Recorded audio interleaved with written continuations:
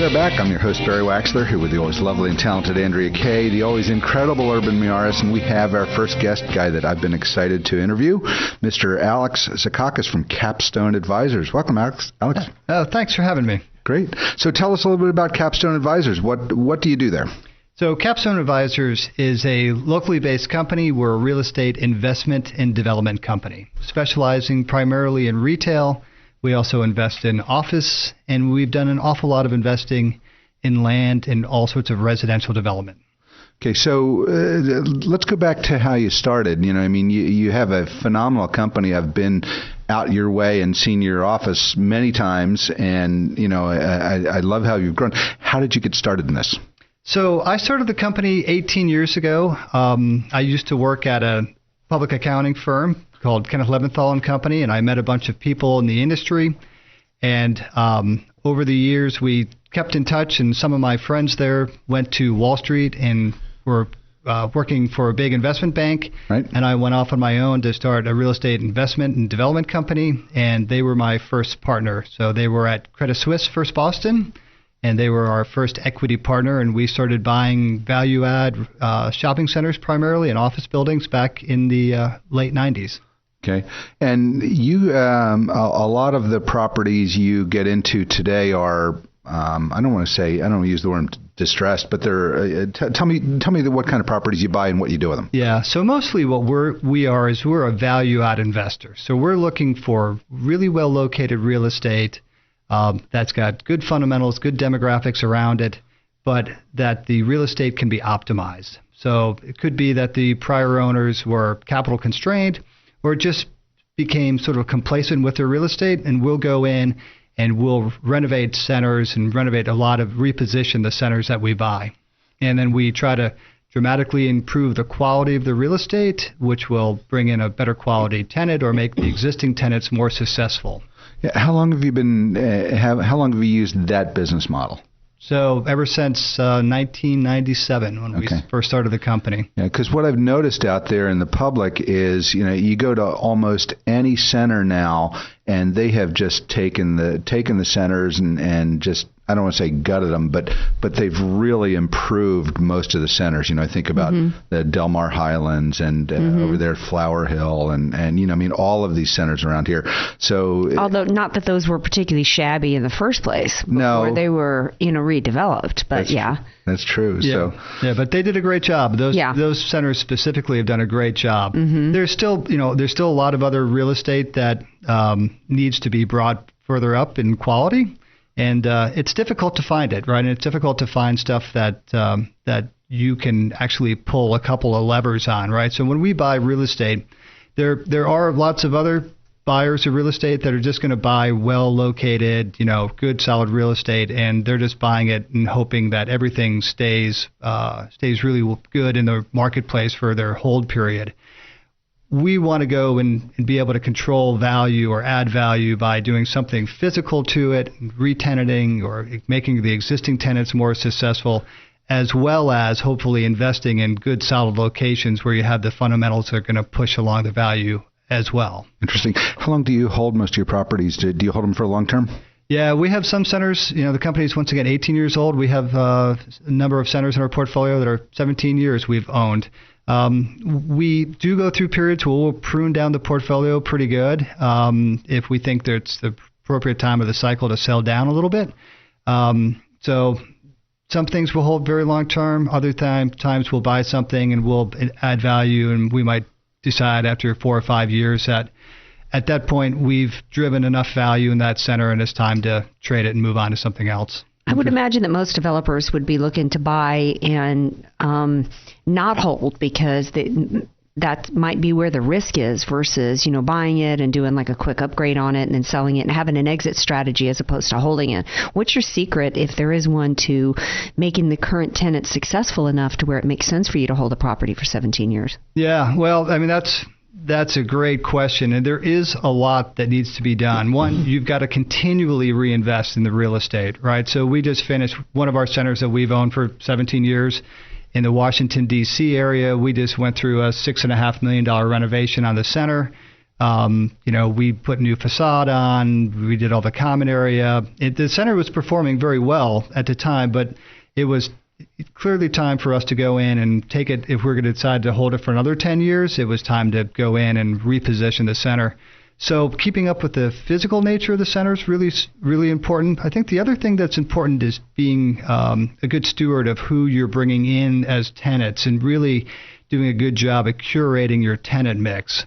You want to bring tenants in that are going to have a synergy effect to the other tenants nearby, right? So that once they get one of their customers that comes in and shops at their store, that they're going to drive some traffic for their surrounding stores next door to them. So that's really important. And the other thing that's real important, especially when we buy centers that have been underperforming, is a lot of times we'll find those centers have tenants that are underperforming, right? So their business model maybe hasn't been optimized. They haven't been investing in their operations. So we'll bring in all sorts of resources to help those tenants be more successful. We'll bring in business consultants. We'll bring in sort of mystery shoppers that'll go in and shop at the stores and then give them detailed reports and feedback. What was the experience like? Were they greeted well? Did people spend time showing them the inventory? All sorts of feedback on the cleanliness and the appearance of the store. We'll also bring in social media to everything that we buy, right? So we'll develop brand new websites for the shopping centers. We'll develop brand new Facebook pages for the shopping centers. Wow. And then we'll talk to those tenants that are in there and we'll say, listen, you already have a Facebook page. You've got, 383 likes.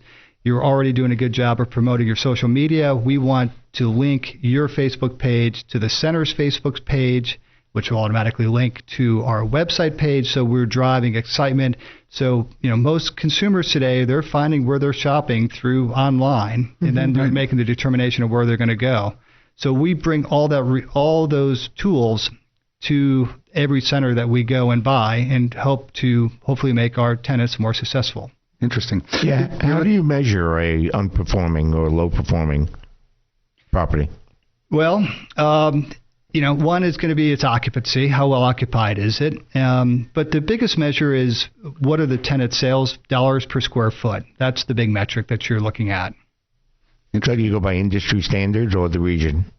We'll go by both. We'll know, what's a well-performing restaurant or well-performing apparel store, and it'll be dictated by both industry standards and then adjusted for regional variation. Interesting. You're listening to Close Up on San Diego Business here on KCBQ, streaming live at AM1170theanswer.com. Give us a tweet at Close Up SD. Email me at barry@closeupsandiego.com or find our page on Facebook. We want to hear from you. I'm your host, Barry Waxler, here with Andrea Kay, Urban Miaris, and our guest is Alex Zikakis from Capstone Advisors. Interesting. So, we talked a little bit earlier about, business collaborations, and I'm looking at a couple things here. Do you collaborate with other brokers, any kind of other capital partners? Are you open to new relationships coming in? What's your status there? Yeah. So we work extensively with the brokerage community. Almost everything that we buy or that we have leasing, we use third-party brokerage for. So we're all about relationships with the brokerage community. As far as the capital, we primarily have a handful of super high net worth individual investors. We're also pretty well self-funded, predominantly self-funded these days. And on top of that, though, we do use outside institutional equity partners for some of our larger transactions. Interesting. So I assume you're always looking for new investors, but they really need to be more institutional or high net worth, correct? Yes. Okay. Yeah, very much so. Great. And I would actually adjust that. We're not always looking for new investors. A lot of times we'll be fully capitalized where we'll say we've got enough capital. Our biggest challenge is deploying the capital. So we'll go through long stretches. I've never had that problem. I know. That's wish quite I could unique. have that problem, especially next time I'm at Fashion Valley. So go ahead. So, there's lots of other real estate companies that will raise like a big fund, right? So there'll be the general partner, and they'll have lots of limited partners, and they'll raise capital, and then they'll have a necessity to get that money invested within a certain investment period. Since we're primarily self-capitalized and a couple of super high net worth individuals, we don't have investment pressure right? So we don't have to say, oh boy, we've got to go out and spend $150 million of equity in the next 12 months, or we're going to disappoint our investors. And you don't have to babysit most of your investors either, which is a really good thing. Yeah. So that allows us to really focus on when we want to buy, and when we think that we haven't found a compelling investment, you just pull back and wait until we find something that we want to buy. Mm-hmm. Yeah. You mentioned something earlier that struck a chord with me, was, you'd bring a lot of other services into the centers that you buy, from social media to business consultants to what have you. I'd like to say that, I think it would be a great idea if you have some local centers. I know you have a couple of them here. And maybe we want to bring some of your tenants in here to do, a full radio show, just kind of a roundhouse with everybody, and talk about why come down to them and why use their center. Yeah, promote the center. That'd be nice. Yeah. I love that idea. That'd be great. So that's, I Occasionally can't speak for everybody, idea. but I love to think outside the box every once in a while. So it brings back one time when I was doing consulting, my specialty was haunted locations. Ooh, fun. Yeah, that's it's not. Well, we're coming up on Halloween before too long here. Haunted by girlfriend's past? What? It's basically a business in a retail center that any business that goes in it doesn't make it. Oh. So it gets that reputation of being haunted. And don't go in there. Everybody before you has failed. And I used to go in with shopping center property managers as well as the owners of shopping centers to help them identify types of businesses that would best match the tenant mix. Yeah. Well, we're starting to run short on time. I just have one more important question for you. Tell me what you think is the status today of the San Diego retail and office real estate market today. Well, it's from an investment perspective, it's very, very hot. There is a lot of capital that's flooded in to the commercial real estate space, both for, office and retail. A little bit less for suburban office. The hottest part of the office market has been the urban, the city center type of real estate, the super dense locations nationally. And then, as far as retail, the hottest sector of the retail market has been the grocery anchored centers. But I would tell you across the board, there's more equity than ever that's in. There was a lot of money that was raised to take advantage of the distressed real estate markets that existed a few years ago that have fairly much been cleaned up. But there's an awful lot of capital out there. Cap rates are extremely low. They're at the lowest that I've ever seen in my career. And you're seeing a lot of growth and in the tenant market. So there's new capital coming back for the operators. They've got, if they're an independent, they've got access to capital much better than they had a couple of years ago. So we're seeing a lot of growth in the tenant side. Great. Well, we're just about out of time. Tell our listeners how they find out more about Capstone.